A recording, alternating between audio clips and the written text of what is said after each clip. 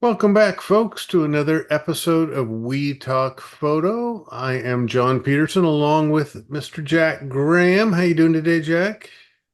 Another day in paradise. Another Good day to, in good, good to paradise. see you back there between those two goalposts. Yeah, well, for those that are just on audio only, I've got a giant iceberg behind me, which we'll talk about here in a little bit. And But that's not AI, by the way. That's no, it's not AI. Jack, it's been a little while since we've gotten together and chit-chatted about what's going on in the world and what's going on with us. And we so had it's some great guests on, and we don't get to kind of hash out what's happening in our world and what we have coming up and some thoughts on some things that has to do with photography. Yeah. Yeah. You So it's know, just nice to get together and put out a little episode here. And but I think kind of maybe the first topic we wanted that we were talking before the show started, and there's not a lot happening in the photo world right now. It's kind of a little bit of a lull, which is a little bit normal, but we're it's the gearing up for. summer. Yeah, it's the summer, and the Canons are battling it out with their new stuff, and the Nikons are battling it out with their new stuff, and you know, and the camera and the camera sales in their stores are they're okay, but it's not great, but they're still coming out with new stuff. So oh Oh, well, of course, the but there's not a biggest. lot going on. No, I mean, you scan the sites, and the biggest news on the photo sites is Apple's new telephone camera, and I'm Yeah, like, I sorry, I'm just like the wrong demographic, but that I don't get excited about that anymore. I love shooting with my iPhone, but I just don't get excited about well, you better upgrading my start getting iPhone. excited if you live long enough.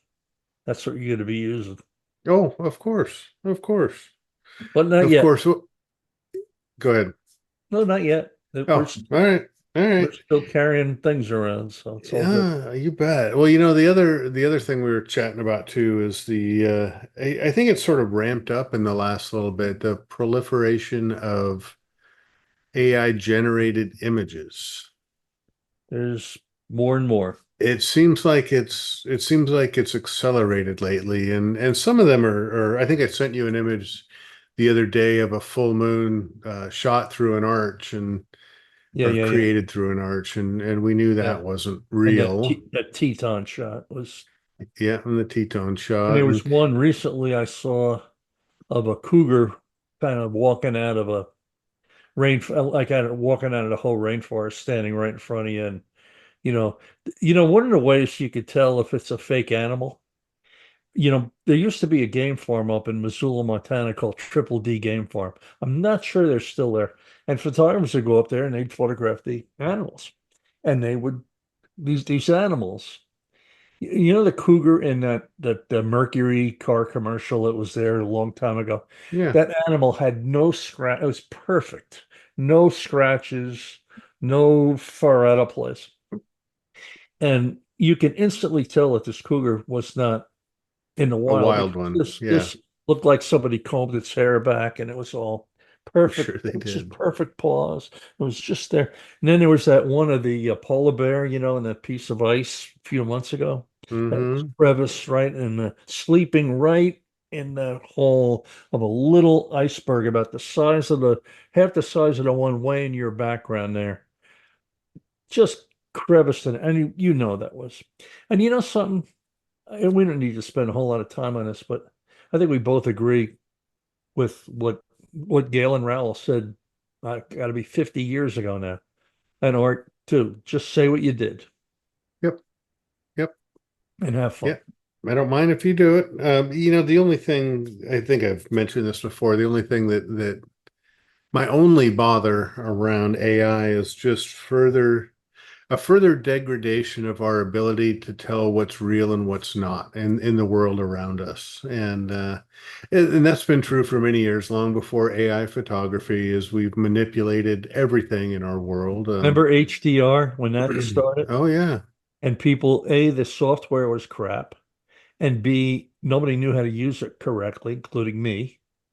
And all the images looked hideous. There were no shadows, oh no yeah, they light. were It was nasty. horrible. And you know what? It solved itself. It finished. It's why you play 9 innings. It's all gonna go around. And one thing that AI can't take away from is the experience. And you'll get into an experience you Oof. recently had them in. Yeah. AI, nothing to take away from the experience of getting to see what we get to see. No. And that's the thing. And Jack, you started a couple of years ago talking about how you value the experience more than the photograph. The having a photograph in your bank, and I tell you, in the last couple of years, those words have become truer and truer and truer for me. And maybe that's age, and maybe that's experience, but having an experience. I think collecting experiences in life is far more important to me than a hard drive full of images. It was an epiphany, and I wish I could tell you that I figured that all out by myself because, for a long time I was into that. Let's uh let's try to recreate, what I'm seeing and be able to show John and Bill and Linda and everybody, and I remember doing a workshop before I knew you in the Eastern Sierra with Guy. Mhm. And you know how I look around and look at what everybody's doing and kind of figure out. I'm watching Guy walk around and he's, here's a one of the greatest photographers I've ever known. He's walking around, just walking around, looking up at the mountain. And I said, what is he doing? I finally asked him, I said, what are you doing? He says, I'm just soaking it all in. Hmm. And we had a long talk and he told me, he says, listen, I don't care about my photograph. I care about being where I am. And I worked on that for a long time. And I think it takes discipline to develop that. I really do. Yeah, no, I think you're right. It takes age, and it takes humility to let go of chasing trophies, and a lot of that kind of stuff. But it's wisdom that I have taken from you, so thank you very much, and really brought it to heart. It's one of the most important lessons that I'm practicing right now Well, is let's just let's take that and move it into a recent event in your experience. sure. So, So how some of did you you may know I handle that? just I How traveled over to Greenland just recently in August, and I was fortunate enough to be able to go along this trip, and I spent 8 days and 7 nights on a wooden sailing boat that was built in 1951, and we sailed through the Scoresby fjord system of Eastern Greenland. And Jack, so I've got I got so much content and so many thoughts and things to share about this, but this was one of those trips for me that was beyond my professional life as a photographer. It fulfilled sort of a lifelong dream for me to go to an Arctic environment and be and photograph large icebergs. It's something that I've wanted to do since I was a kid, and so this is one of those trips that fulfilled that sort of bucket list for me, and it was an absolutely amazing, amazing, amazing experience. It exceeded my expectations, and even though I came home with a ton of photographs, there were many times where I was standing on the deck, sailing through the fjords, watching these huge icebergs go by, and I just put my camera down. And I just soaked up as much of this experience as possible to put it into my memory bank. I only need so many hundred photographs of icebergs, but the experience of feeling the wind and seeing the icebergs, it was absolutely an incredible life experience for me, and one that I'm so thankful for. So I'm sure you were given some guidance and some information on these icebergs. And for people who don't know that iceberg that's in the back that John has in his background, for those of you who are watching this on YouTube, there's a picture here with two huge icebergs.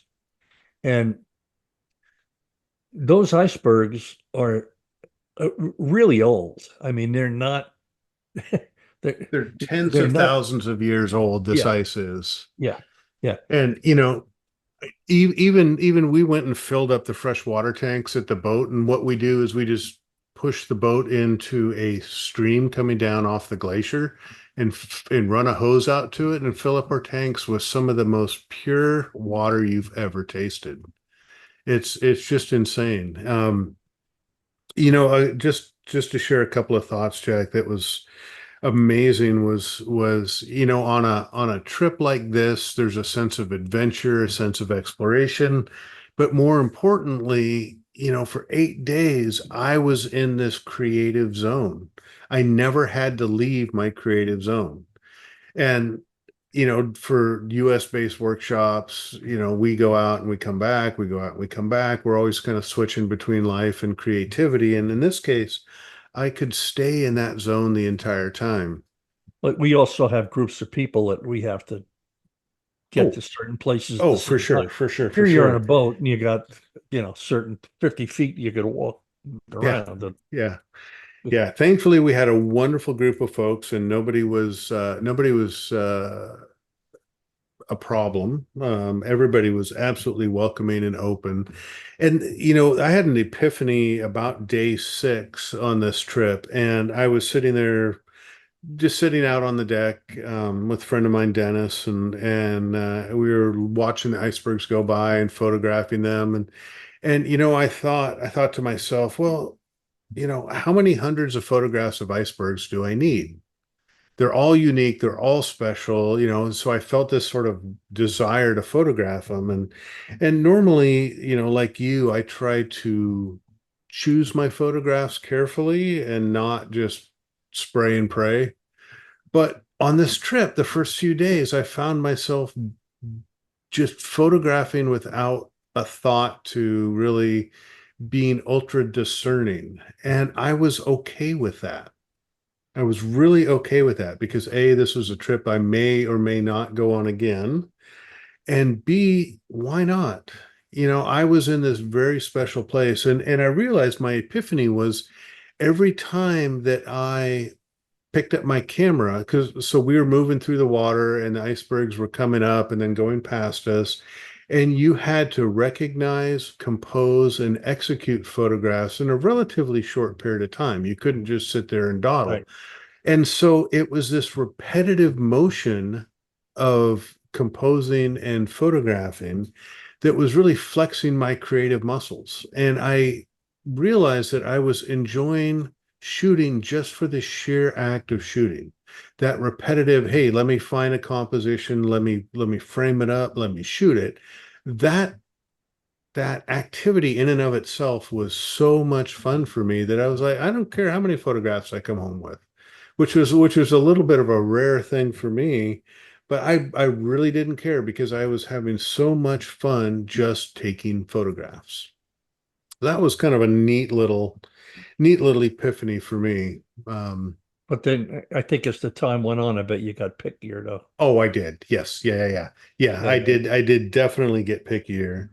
And yeah. the other kind of big epiphany, I wrote a little blog on my Patreon account for folks that subscribe to that. But it was, when I first started photographing these icebergs, and you and I were talking before the program that this is such a foreign landscape for us. Most of us never ever have seen anything like this, and so I was presented with the challenge of how do you create artful photographs with a very foreign subject and a very foreign landscape. And it took me a little bit to come to this realization that no matter the subject, even these icebergs that are hundreds of feet tall, um, a lot of the not rules but principles of good photography apply no matter the subject.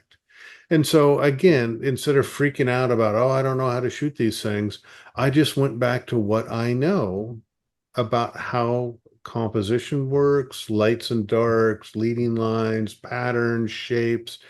All of that stuff works with a very foreign subject such as this. And for those of you who have never seen this, or hopefully you'll all get to do this, but if you don't, these icebergs are huge, a lot of them. Now, huge meaning think of a building, okay? And each story on a building is about 10 to 15 feet, maybe 20. So let's just say 20 feet, Yeah. just and it's less than 20 feet.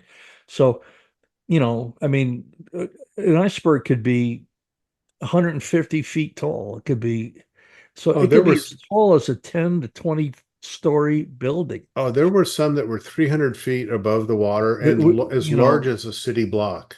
we were out at one time, and we had an iceberg that actually was so tall it had alpenglow on it. Yeah. And so, I mean, it's so awesome to see, and you kind of your lose your way in photography because this stuff. I mean, it's unbelievable to see.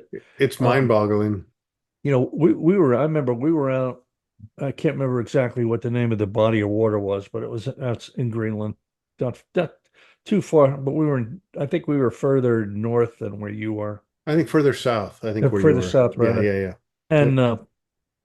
we were in a boat and these icebergs are all over the place. Whales are jumping all over the place. Like it's like, oh my God. And of course I had a client there that after about an hour of seeing this, she walked up. I won't tell you what the area code was, but it starts with 3 and it's in Southern California. And she walks up. She says, "Okay, now what? Now what? I've seen this. What are we going to do now?" And Yeah. I wanted to throw her in the water. I mean, just to see this stuff.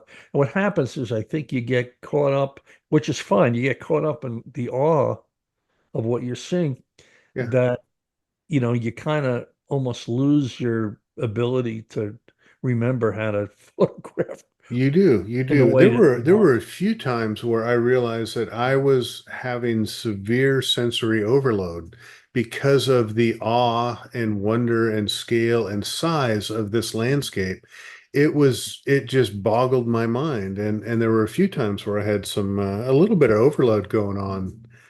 But it was Jack an experience that I will remember for the rest of my Yeah. life. It was Well, the moral of the story is there's a few places in the world, um, many of which I have not been to, that I'd love to go to. But Greenland and Iceland, um, certain areas that are not the ones that we all see in the books and the videos. It's hard to describe unless you see it. And John yeah. did a great job of trying to do it. It's just Th- really hard. this fjord system, I think, is one of the largest fjord systems in the world, and it is really a wonder of the world. There's nothing like this location anywhere else in the world, and it baffled, just boggled my mind at the size and scale of this stuff. Jack, flying drones out there was also a very unique experience. I mean, this is great drone photography area, and here in the States, we're limited by a little bit by distance, but definitely by altitude because of the low flying aircraft. Out there, there are no rules and no restrictions for the most part, and you're really only limited by the performance of your drone. And I had a Mavic Air 2. There were a few higher end Mavics out there, and you know, day one, I took my altitude control off and my distance control off, and just flew as high and as far as I could while I only lost signal a couple of times. But what's crazy is like some of these icebergs, to get above them and shoot down, I had to be up at 800-900 feet to fit Yep. the entire iceberg into the Yeah. frame. Yep. I got up to 1,600 feet at one point, flying next to this basalt pinnacle, and a couple miles out, and I pushed my drone farther than I've ever done before, and came home with some just fantastic drone images. So Well, the moral of the story is get out and go to these places. You can't, take advantage while you the can. images will not supplant the experience. And No, that's one thing AI can't do. It can't no, no, replace no, the no. experience. I'm working to try to get back in 26 during the eclipse, actually. There's an eclipse Mhm. in August of 2026, and we have a spot held, and I might see if I can get back there in 26 and take another group with us. So fingers crossed, we'll see. We'll see. But it was Yeah. good. So be on the lookout for books, videos, all that kind of good stuff that I'll be producing here. I have so much content, it's really hard to get my arms around and figure out what to do first and how to do it. It's Yeah. mine just Yeah. overwhelming. But, I didn't go on a boat. We spent time on land. And then, of course, there's no roads in Greenland. So when Right. you're moving around, you have to move around by boat. And, again, the experience of, we got to hang out with some of the people there and spend time in this one little town had 20, I think it had 60 people in it, and 22 of them were kids. And, we got some great photographs. But, what amazed me is stuff like watching these kids from 2 to 15, all 10, 15 of them with a little soccer ball, figuring out how to play in a little yard in front of their school. And there's no internet, and there's no Yeah. streaming, and there's you know no nothing. But they figured out how to play, and they were happy. They didn't have any uniforms. They didn't have any schedule. They They didn't have were any soccer happy. moms there, and they figured out how to do it. So just to see that stuff, I mean, it's the photography is great. But again, I think I think, John, to a certain extent, you're still under the spell. And in another few weeks, maybe a month, when you still come down you're still on the high Oh, on I'm the still on the experience, high. Yeah, you'll realize that the experience was equal to or greater than any photograph that you took there. agreed. That's what you'll remember. I'm 100% sure that's going to happen. Yep. Yeah. Yeah. Yep. It was absolutely insane. So, Yeah. yeah, happy to have gone. Well, Well, Jack, let's talk about you for a second. let's talk You about you for a minute. have a Enough about new me. you have a new book that's just going to be released here in the next week. It is. As soon as my vice president of internet technology, Mr. Pedersen, gets it put up on my website, which I think will happen here sooner rather than later. I'm doing a class, and I think there's 2 seats available. And John, maybe I'll send you the link. You could throw it up on the notes here for the Pacific Northwest Art School. This is a art school on Whidbey Island, which is out in Puget Sound. Um, a little bit north out in the sound of Seattle. It's only about an hour, really pretty drive hour, maybe 10 minutes from the airport in Seattle. And they have a great facility. I'm going to be out there in November, I think the second week, 11th, 12th, something like that, on minimalism in photography. So, again, I think it's self-explanatory. I think most people kind of get what that is, but there's been a lot of writing on this. There's been some books written on this. And what I tried to do in this ebook that's going to be available is to kind of simplify it, because that's what minimalistic photography is. It's simplifying um, on steroids uh, to only about 4 or 5 pages of words, talking about some technique, but more about how important it is to be in that mindset to do that kind of work. And and then there's a bunch of photographs that kind of hopefully might inspire you all to, when John and I teach our workshops, it's all about simplifying and slowing down and all of that good stuff. And uh, shooting what we call minimalistic images is just that, again, to a huge extent. And I bet, John, that a lot of times, especially later in the week when you were on the boat in Greenland, you started simplifying. Oh, And really, 100%. Yep. because the more you simplify, especially up with these icebergs, the more impactful the images are. So anyhow, so this course, it's a 3 day. It's a Friday, it's a Friday, Saturday, and 3/4 of a day on Sunday with the art school. John will I'll send him the link. You can put it up there. And then the ebook will be up here in a couple days, and I hope you enjoy it, you know. Oh, that's fantastic, Jack. Yeah, yeah. I look forward to reading it once I get it posted.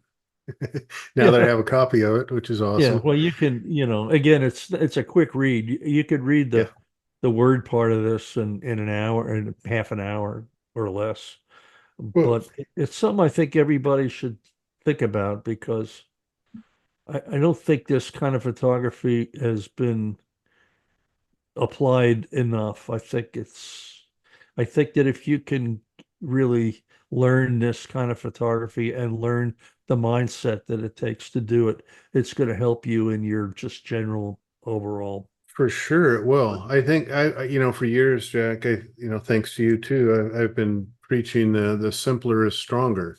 I think using fewer visual words to tell a story or to get your point across, those, your subject or your intent is so much clearer if you don't have a lot of clutter around it. And so I teach a lot of what I call subtractive composition, which is nothing more than what are you trying to do? What's your subject? Now, how do you get rid of everything that doesn't add to that, to what you're trying to do, and start taking stuff away? And at the very extreme, we end up with minimalism. Well, And not to give away what's in the book, but you know, over the years, when we teach workshops and we do image reviews, and I think that those of you who are listening to this that have been on other workshops, I bet you that most of the leaders, the image comes up on the screen, the first question is, what's the subject? Every image has to have a subject. Well, it does, but every image has to tell a story, and the story is more important. You can't have a story without a subject, but the story is what the image is about. What are you trying to say with the image? What what are you trying to convey to a viewer? And if 10 people look at an image, it could be 10 different things, which is fine, even better. But every image has to tell a story, and you do that through the subject. And if you make the subject too complicated, it's going to fail. yep, yep, That's simple. yep. So anyhow, All right. check it So out. folks, look It'll look help for you. that book on Jack's website, jackgrahamphoto.com. It's up in the book section here in the next couple of days. And if you're interested, click on the link in the show notes and go to the Pacific Art Yeah, I'll send School. that out And to you. yeah, So what else? John's going to have to put up with me in a car for 12 hours. I Oh, know. he's already preparing for that. I know. So we're And going off to Eastern neither of us Sierras. consume alcohol or any other thing. And I don't know how Yeah. he's going to do it without it. So I We'll hope he get doesn't. Jack hopped up on Red Bull and Monster and No more. We're heading down to the Sierra for our fall workshop in Bishop and in Lee Vining for a few days in October. And we'll drive over, do our thing, and drive back. And then shortly after that, I'll be back for Whidbey yeah. and stuff. But I'm looking forward to that. I think I haven't checked the fall color predictions, but it's usually pretty good about the time we're there. And this will be I looked it up. This will be my 21st workshop in the Eastern Sierra. Wow. So Well, we'll have a good. Well, good good time. or bad. I mean, we're sold out for this year, but we do have it on our schedule together Yes. for 2025. And it's So, up for registration. So, and yep. that's going to fill pretty quickly.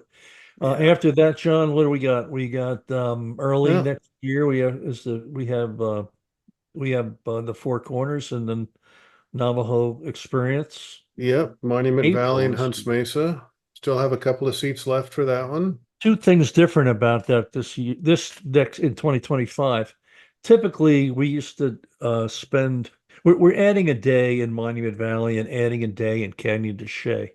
Um, That way we could spend more time in the locations that we want to be in, that we go to rather than rushing through them. And we found that an extra day is gonna really help things. And then in Canyon Shade, we'll have to spend 2 full days Yeah. down in the canyon. In fact, if those of you on YouTube, if you can look at the image behind me, I'll move for a minute. That's the shot from Hunts Mesa in the morning. And it's quite an experience. I won't say it's Greenland, but it's pretty damn close. No, it's very very unique. So yeah, we'll during our Monument Valley section, we'll get with our Navajo guides and get transported up to the top of Hunts Mesa and spend the night up on the mesa to photograph sunset and then night stars and then sunrise the next day. Yep. And Yep. so that's in April, and then we'll be in doing a workshop that John aptly named the Hidden Poo. And he came up with that name because next year, Steptoe Butte is going to be closed. So for those of you who are thinking of going and thinking you're going to get up to Steptoe Butte to get the iconic shot from Steptoe Butte, ain't going to happen. But between John and I, I'm going to say, John, what, 30 to 50 locations in our GPS.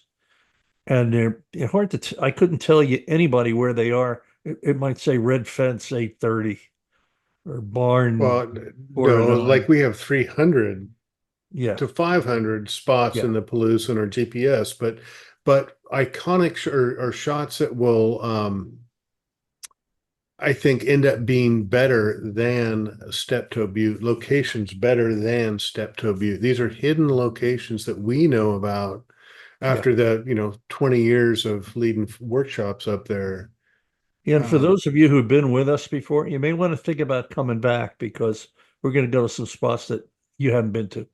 yep, yep. So anyhow, so that's that, and then we'll be back this year in October. So it's Well, going to don't be, forget the Bears. We got the and don't forget the Bears. Bears. Why don't you tell them about the Bears? So in September 2025, we are taking another group back to Katmai National Park and we're going to photograph the grizzly bears. This is again, kind of like Greenland, an extremely unique experience where we will be staying at our outfitters lodge and taking float planes into Katmai National Park every day to land on wilderness lakes real near bear habitat and bear locations. Typically, we will be using small inflatable rafts to float creeks and streams through bear country, stopping wherever we want. And the cool thing about going this time of year, Jack, is from the last trip is fall color. Yeah. So the And the having, color and the rafts, yeah, we've been up there a number of years that we flew into the lakes or the rivers and walked up and down the river and it was fine. But boy, we covered ground last year in those rafts. We covered more ground and saw more bears than ever because of the rafts. So we could do that. They yep, move quicker than we can walk. yep, yep. So it's a absolutely unique experience. I think we're spending 5 days out photographing the bears, another day maybe heading up to Lake Clark, and then back home to our contiguous United States after that. So that's just a fantastic experience and Yeah. happy to be doing that one again. So it's going to be a full year. Looking forward to it. Yeah. Yep. Uh, I don't have anything else, John. You? Nope, I sure don't. I think we've gone on long enough and I'm still riding high on my experience. And folks, if you have any thoughts, comments, questions, please feel free to send us an email info or wetalkphoto@gmail.com. We'll be happy to address anything you want to share with us. And simplify your lives. Yes. Simplify your lives Yep. Yep. That's graphically and non-photographically. good words to live by. And John, it's a great shot and back Yeah. you. Thank you. Yeah. Yeah. I'm super happy. Super happy, Jack. Another Can't another help but couple of weeks, smile. you'll be back on Earth. You're still floating Yeah. on a We'll boat. see. It's all We'll good. see. All good. All right, All right, everybody. folks. Well, thanks for listening. Stay tuned for more episodes coming up. And I wish you all a very happy fall photographic season. Jack, I will see you in just a couple of weeks. Look forward to it. Talk to All you right, soon. folks. Take care. Bye bye. Bye bye.